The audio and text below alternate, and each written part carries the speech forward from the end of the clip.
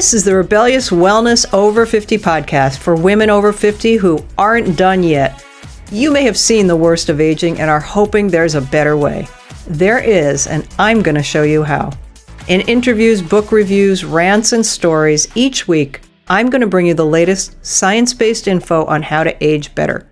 I'm 𝐏𝐬𝐲𝐬𝐿 𝐿, and I believe it's time to bust the myth that aging equals decline in every area of life. It pisses me off, and it's BS.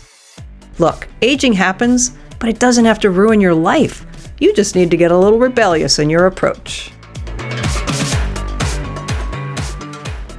Yeah. Welcome back, everybody, to another episode of the Rebellious Wellness Over 50 podcast, where we talk about the kinds of things that not a lot of people talk about to help you enjoy aging, not let aging ruin your life. It's going to happen, right? But we've got to figure out ways to manage it and enjoy it as long as we're going to be around. And that's mental, spiritual, and physical. And today, my guest, Liz Zamorski, we're going to talk the spiritual side of life and the importance of getting in touch with who we are on the spiritual side or the inner wisdom side, whatever you want to call it, so that we can process old news, old experiences, heal, that kind of thing. So Liz, welcome.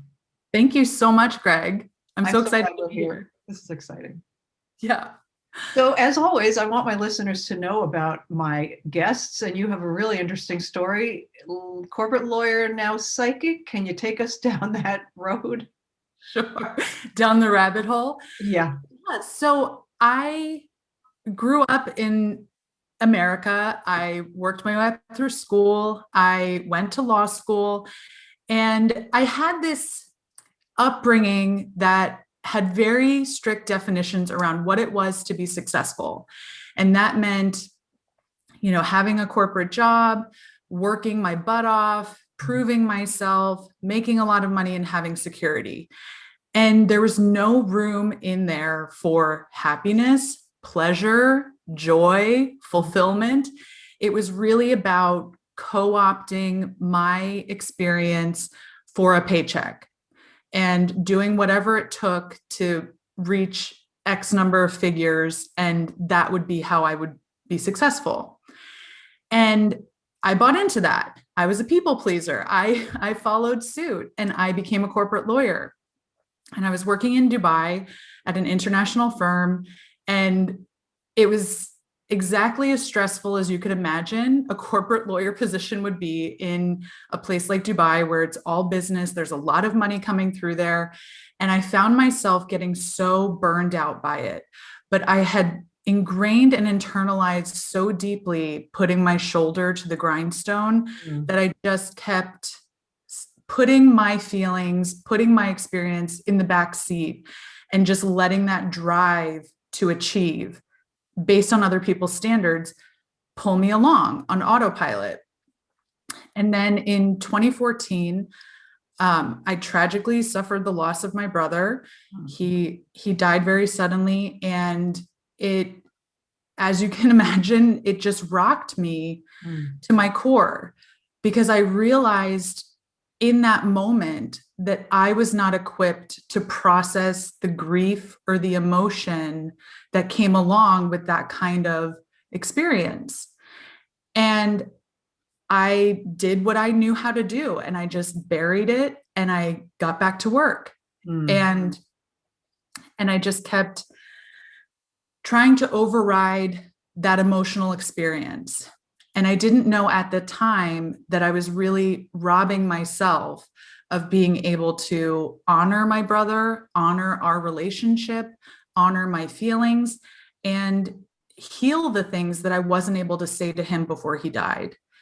And I didn't realize how much that was holding me back, how that experience had come through to also be a catalyst for my healing.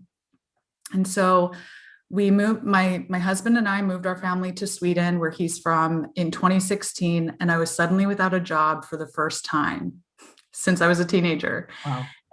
And I was alone a lot. And so I just started walking through the woods every day. And I would listen to podcasts, or I would listen to music. And I just started being more and more open to how good I felt taking that walk every day. And it didn't feel like it was just from moving my body. There was something else going on, like the connection with nature, the wisdom that I was receiving when I was there, the ideas that would pop in my head, the memories that would come up where I felt like I could actually process them. And I started listening on those walks as well to spiritual podcasts, just because I was curious about what was happening when I was taking these walks. And I ended up listening to a podcast where someone was talking about this oracle card reading course that they were offering at a beta level. So this was now December 2018, so not even 3 years ago. And I had taken a job as legal counsel at a software company here in Sweden. And it coincided with me signing up for this beta oracle reading course. And more, as I got deeper and deeper into this oracle card reading, I started being able to understand that it wasn't just pictures on cards.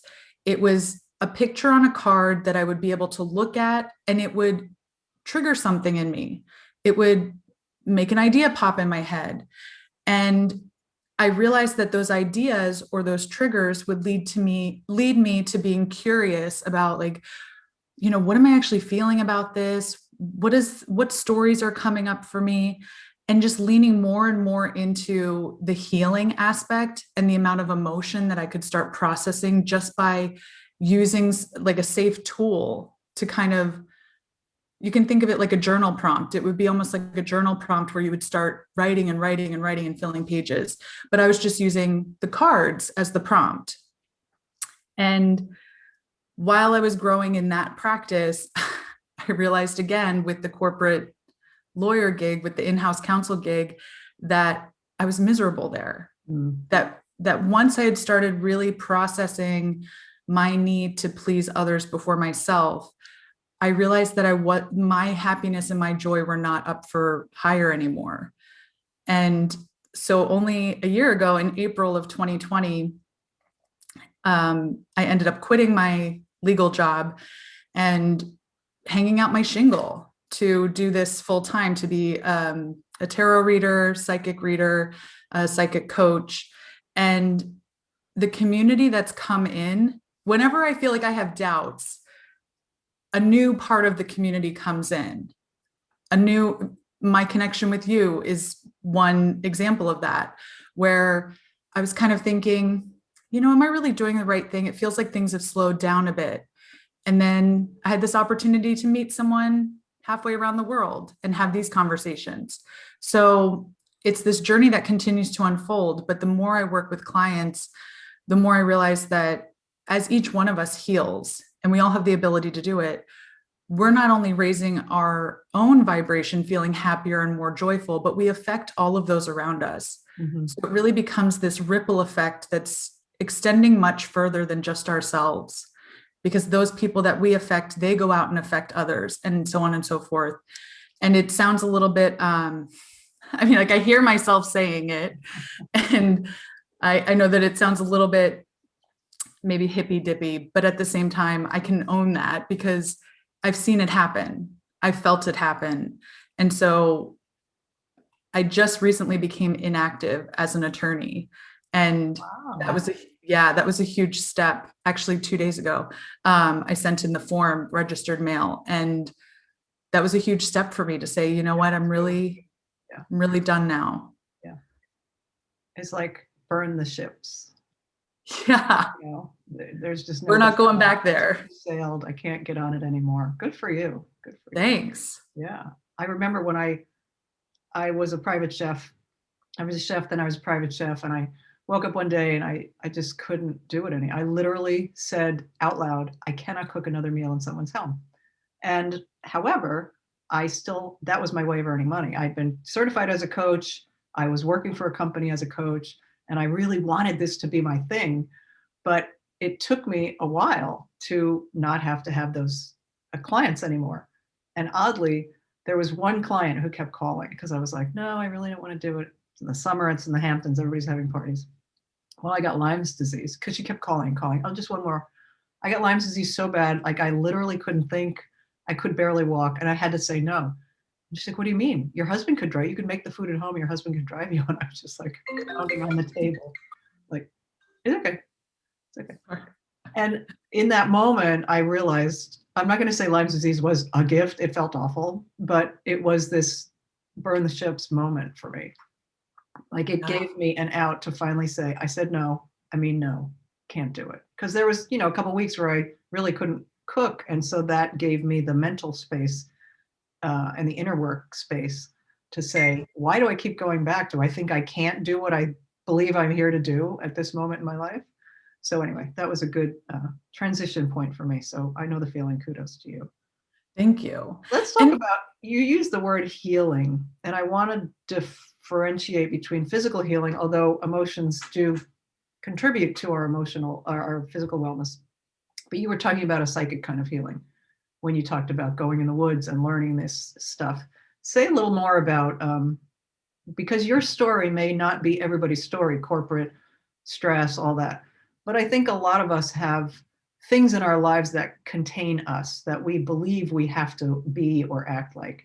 But why do we need to heal from that? What is it that you use the word healing? Yeah. So a lot of those behaviors, the ways that we act, are not actually what we're born with. They're not behaviors that we're born with. They're learned behaviors, or they're learned coping mechanisms. And especially with childhood trauma, I'm of the school of thought, during my research and then through my own experience, that we're all carriers of trauma through our experiences. And I also buy into epigenetics as a study that I say buy into, but I don't mean that it's hocus pocus, but it's just a newer field that we're learning more about. And so when we're showing up in the world and we have adopted these coping mechanisms, or we've adopted these boundaries to keep ourselves safe, we're going through many micro traumas all the time because we're denying what we really feel. We're denying our true experience, or we're denying the true depth of our experiences, because we learned somewhere along the way, or we hold in our DNA the trauma that it's not safe to be fully us. It's not safe to be fully expressed. It's not safe to show up in the world in your way fully. And we make ourselves small, or we hide ourselves, or we edit ourselves, or we alter our energy to fit in, because conformity is safety, and nonconformity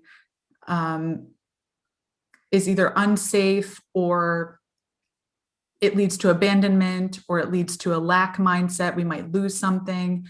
And so really getting in deeply about how we show up in the world.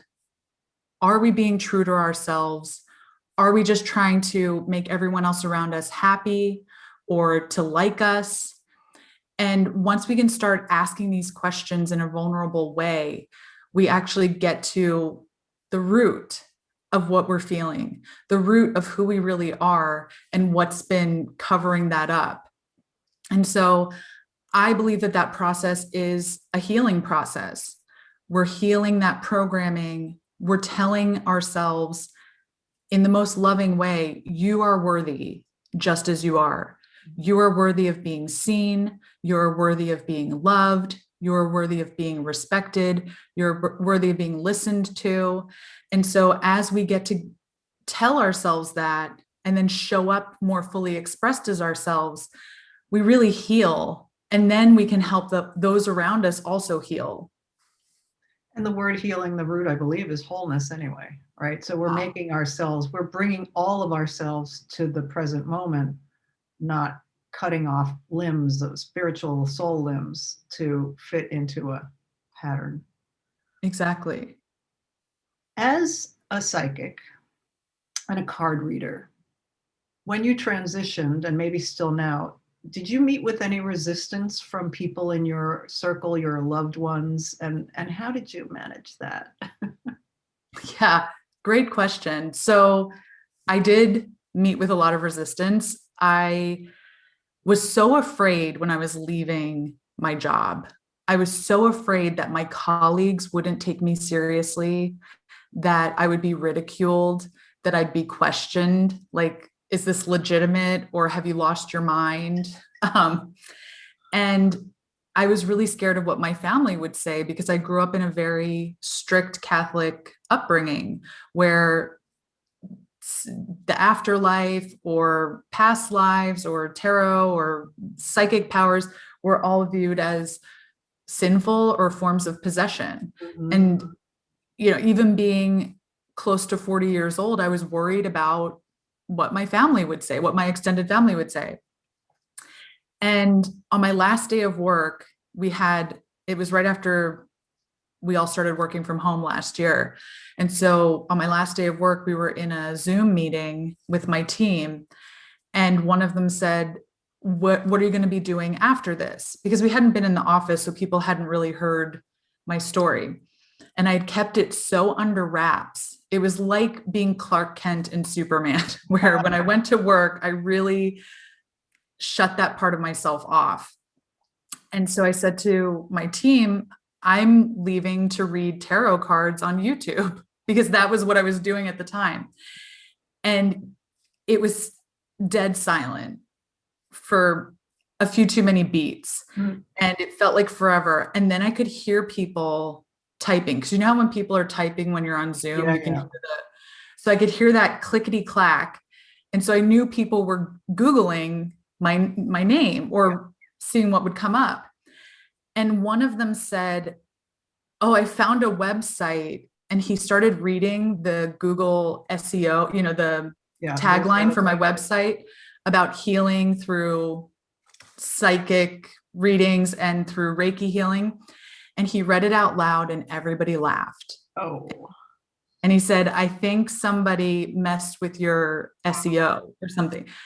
And I just looked at him and I said, nope, that's me. And in that moment, it was like my worst fear had just unfolded, was being ridiculed. And in that moment, I just felt like, well, at least it's happened to my face, so I can answer him right back. And in that moment, saying that to, this PhD software developer and feeling so empowered about it, I just thought, to hell with it. I have to own this. Mhm. This is what I really want to do. And I've worried so much about other people's opinions, so much that, I guilted myself through 4 years of undergrad, 3 years of law school, all this student debt, working in law firms, trying to avoid being judged or ridiculed. And where did that get me? And so I just had to make this decision to try it another way. Mm. Worst case scenario, I could have gone back into law. Worst case scenario, I could go back into another firm, but I just had to try it. And since that time, it's so funny. My family, my extended family, nobody ever mentions it. Nobody ever talks about it, asks about it. I don't rub it in their faces. It's just this kind of unspoken thing that this is what I'm doing. And it's not up for discussion or debate. And so that's also been this huge healing aspect for me, was just overcoming this fear of what others would think and finally realizing they're so caught up in what they're doing. So Mhm. many people are so caught up in their own lives that if they do judge you, it's for a moment, Right. or it's to process something that they need healing. Mm-hmm. And you become the avatar for what they lack or what they want. Mm-hmm. I'm glad you were so eloquently answering that. I asked in part because I wanted to hear it, but for the listeners who also feel at a certain age or a certain point in their lives, there's this thing that's tugging at them. They're studying on the side. They're pulling a card every day for themselves and living, in that intention and getting good results. There is that process of, this is going to be hard. This is going to, pardon my French, suck some days. People are going to laugh at me, all that. But here we are, to talk about it. I mean, when I first got certified as a coach, a life coach, it was 2004. And there was only a lot of doubt about the whole thing. I mean, there were corporate coaches and executive coaches, but a life coach sounded kind of foofy, and but it paid out. I mean, it worked out for me, and then I added nutrition, whatever. But then when it came time for my spiritual side, and you and I have had a conversation about this offline, I still haven't fully owned my other side business called the Divine Wild Ride, which is about not psychic readings, but Akashic record readings, and helping people have conversations that might be difficult and not mainstream, but find a place that's easy for them, that's safe for them. Because part of this kind of a conversation for me makes it possible for people to maybe have a conversation with somebody that they're also close to, that they wouldn't ordinarily say, like, oh, I listened to this podcast the other day, this lawyer turned into a tarot card, right? Like, now it's an exciting possibility for somebody to reveal a part of them. Not this, it's all scary. It is scary, but there are other really, really great things that come from it. Not the least of which, you must feel this, you feel whole. You're doing what you're here to do at this point. Maybe your life was good in those days. It doesn't sound like you really loved it ever, but you know what I'm saying? You had to go through that, I guess, is where I'm going. And now you are all of you. Yeah. And I want to back up just for a second, if you don't mind, about that fear, because for myself, I've really been unraveling a lot of this fear of kind of coming out of the broom closet. and the more research and the more channeling I've done on this exact subject, because I find it so helpful in anything, not just spirituality, of course, but with anything, is to have that community, to have other people who can validate your experience, or who can even question you, but in a loving and respectful and constructive way, instead of this doubtful, judging way. Mm-hmm. And the community aspect has been so important to me in so many ways, and least of which, and this is what I've been recently researching, is how much collective trauma we hold around the fear of our own power, the fear of our own spirituality, because of these different periods in history where it wasn't safe to dabble in herbology, or to use crystals, or to read palms, or to even be a woman and read a book, which was heresy. And so there's just this collective grief and secrecy around exploring this wisdom, or this part of ourselves that for so long has been pejorative, to say the word witch, or to say the word spiritual instead of religious. Mm-hmm. It's had a connotation that has been painful for a lot of people.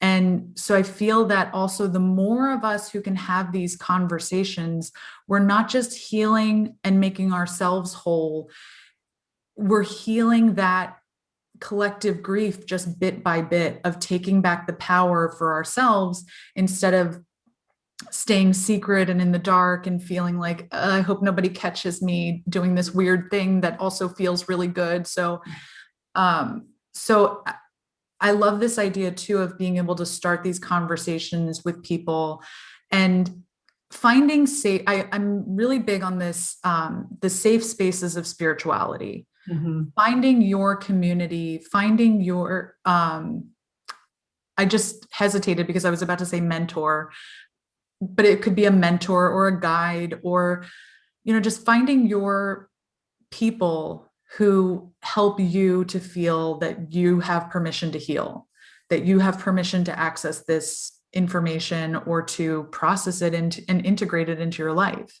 Mm-hmm. Speaking of communities, when you hesitated about the word mentor, I get it, right? Like, there's this whole mentor, guru, coach. There's a lot of that floating around.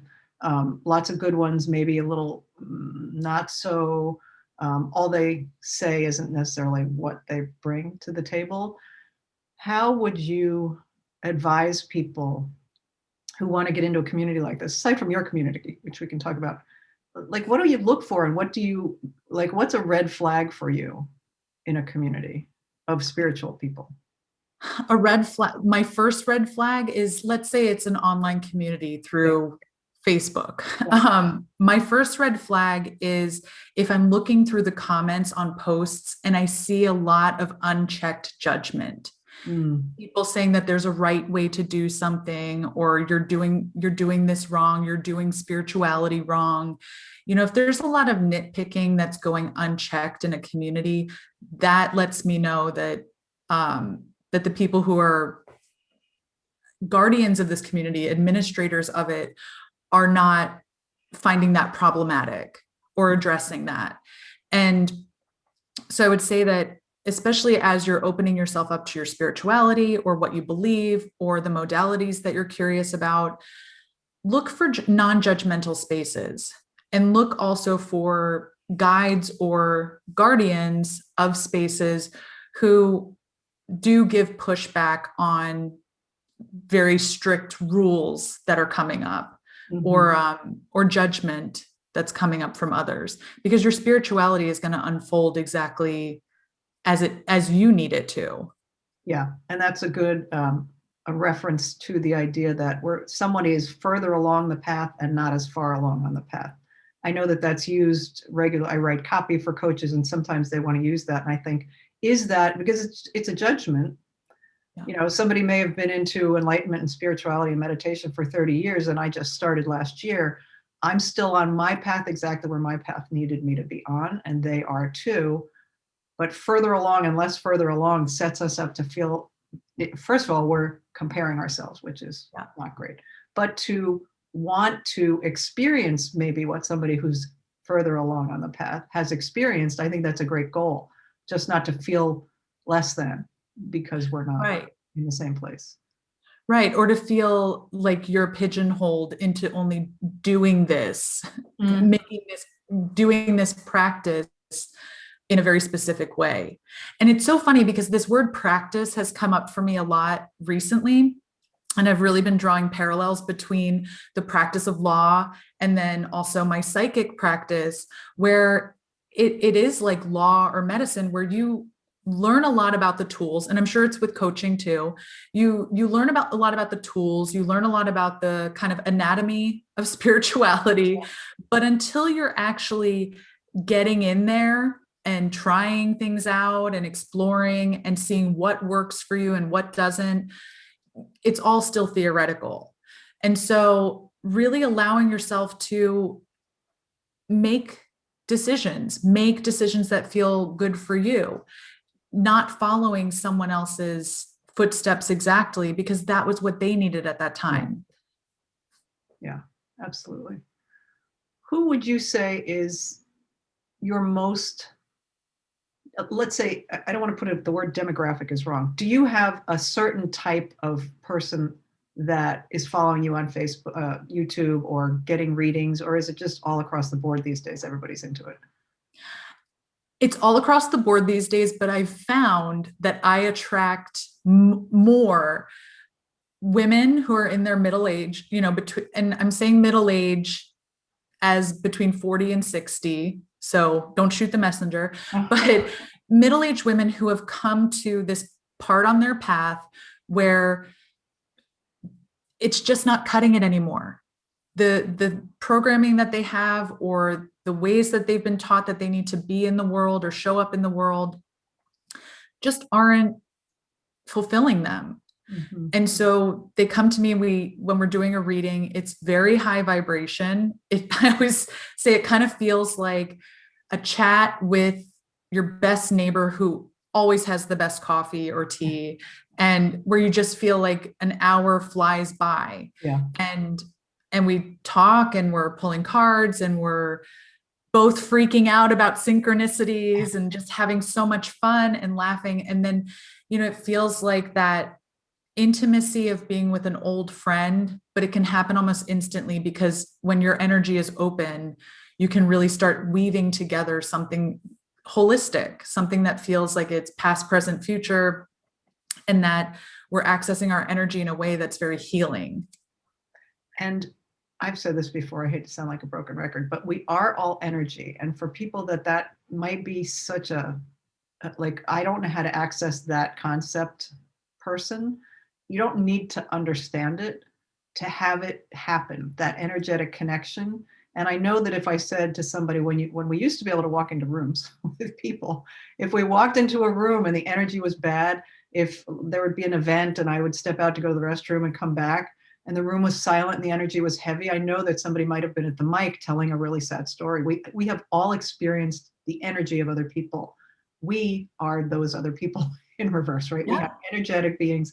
And like you said, when you're open, and usually when somebody signs up for a reading or a consult with, they're excited, they're a little nervous, they're a little trembly, but that's that's a high level of vibration, right?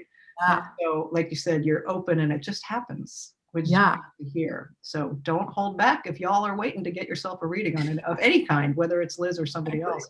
Go for it. Exactly. And I'll give you a little tip and trick. Okay. I always tell people right before a reading in my intake email, I say, right before a reading, 5 to 10 minutes before, put on a couple of your favorite songs that just always make you happy. Dance if you feel like dancing, but just let yourself kind of get into that vibration. So people who aren't even aware of how energy works, or if this is a new concept, try that. If you're kind of feeling down in the dumps, go find a place where you can be alone for 5 to 10 minutes and put on your fail-safe favorite upbeat, Whitney Houston, I Want to Dance with Somebody, or whatever it is, and just let yourself go there. Oh my gosh, Bill Withers' Lovely Day, also a big one of mine, but just let yourself go there, close your eyes, and just feel how that changes your energy. Feel how much you feel strengthened, and just as if you've been at the spa. 10 minutes is all it takes. And then just go back out to your day with the intention of, I'm taking this higher vibration with me to everyone I meet. That's a great tip. Thanks. I do that for sales calls before a call or with a new client. I have to put myself in a vibration, even though I'm excited too, to start with that person. I want to make sure that I'm at the highest level of vibration and positivity as I can be. And sometimes that's not even like dance music. Sometimes it's like a beautiful cello piece or whatever it is for you is what I'm trying to get at, whatever moves the person listening right now. Yeah. Now, you teach people how to increase their psychic powers. Is that true? Did I get that right? Yeah. How to access them more. Okay. So talk a little bit about that. Yeah. So I'm a believer that we are all born with very acute psychic powers, that we come and we know how to trust our instincts because that's what keeps us alive. And when I say psychic powers, I mean what you were talking about, where you're receiving input all the time from your 5 senses, but there's something that connects with your intuition that makes it mean something to you. And so what you may be perceiving in the same situation as me with your 5 senses may mean something completely different to you based on our life experience. And so when we're children, we're taught very early on how to cover up these instinctive knowings, these ways of processing information that's, personal to us. And we instead have to follow the rules, or go hug grandma because somebody told you to, even though you feel like you don't want to, or you have to get on the stage and sing with the rest of your class, even though there's something inside of you saying, I just can't do this. So we're taught, I need to please others instead of listening to my inner knowing. And this just compounds as we get older and older. And what that does is it kind of clouds our intuition. And so what I do is, in this psychic development course, it's called Get Psyched. We really uncover it. It's not, okay, I'll back up. It's not like a typical psychic course where you feel like you go in and someone's going to teach you, like, here's how we read a card, and here's how we use a pendulum, and here's how to read a palm. Instead, we really start with understanding what barriers we've put up to our intuition, to our intuitive hits, to our psychic senses, and then start dismantling those in a safe way to see how much we're already perceiving the world around us through our own intuition. Like you said, walking into a room and just feeling the energy, that's using your psychic senses, where sometimes your 5 senses aren't matching up with the vibe you feel, but you just know. And so it's it's really dismantling the barriers to our psychic knowing. And then from there, realizing how strong of a foundation you have, and then going further to learn different modalities. We practice on each other in the community, and we really build this safe space, safe spiritual space. It's open to men and women, but it's only ever been all women. So it does become, that's who I attract, but it becomes this really beautiful, safe, feminine space. And I don't mean feminine as in just female, but this place where it feels very nurturing and safe, and where people can open at their own pace. It's not a rat race. It's not achieving, it's not hitting the goal of being the most psychic, but it's really learning how to integrate your psychic senses into your daily life to help inform your path every day. So it's not just here we're sitting in the sacred space and using our psychic powers, and then we shut it off and go back to the real world. It's really showing people you can use this and allow it to inform you all day long during your daily life. And just watch how you start attracting different caliber of people, you start attracting a different caliber of experience, and everything around you can feel so much more expansive when you're perceiving it with more than just your five senses. That is the truth. It expands your possibilities, your understanding, awareness. And you talk a lot about being in the woods, how much you love connecting with nature. And when I do too. And there are times when I don't have an intention. It's not like I have to run to the woods. I'm going to take a walk, or I'm going to sit on the grass and under a tree. But sometimes I'll just tap into the energy of that tree, or the sound that the forest, well, we don't have forests, but we have trees. The sound that is that. There's birds, there's rustling of leaves. Maybe it's dead still quiet, but that also is an expansive feeling. It may not provide me with a big insight. I might get one, but it just feels so delicious. Yeah. This brings up, I have to tell you a quick side story. Please. Because yesterday I was going for my morning walk, and as I was approaching the entrance to where I go into the woods, I was probably about 30 yards away, so it's fairly close, but I heard this whole ruckus of bird song. I mean, it sounded like Grand Central Station in the woods, with all these birds chatting back and forth. And I was so filled with joy, just being like, oh my gosh, I can't wait to be in there with them. Yeah. And, I don't understand their language in a traditional sense, but just hearing how excited they are to be alive, to be in the woods, to be chatting with each other, to understand one another, and just being underneath this kind of halo of bird song going back and forth. I just thought, oh my gosh, this just fills me on such a different level than anything else could. Yeah, I'm with you. So tell us where people can find you. What's your website? Sure. My website is www.𝐿izzamorsky.com with two Z's in the middle. And I'm also on Instagram at the Femme Genius. Okay, good. And YouTube, you have a YouTube channel. You do YouTube card readings, did you say? Yep. I have readings for the different horoscope signs, the zodiac signs, and that's Liz Zamorsky readings on YouTube. Okay, great. I think, and the course that you were talking about is full. You just are starting one now, but you're going to launch it again in the fall, did you say? Yeah, in September we'll have another, and it's a month-long psychic development course. And do they sign up on your website if they want to get information about that?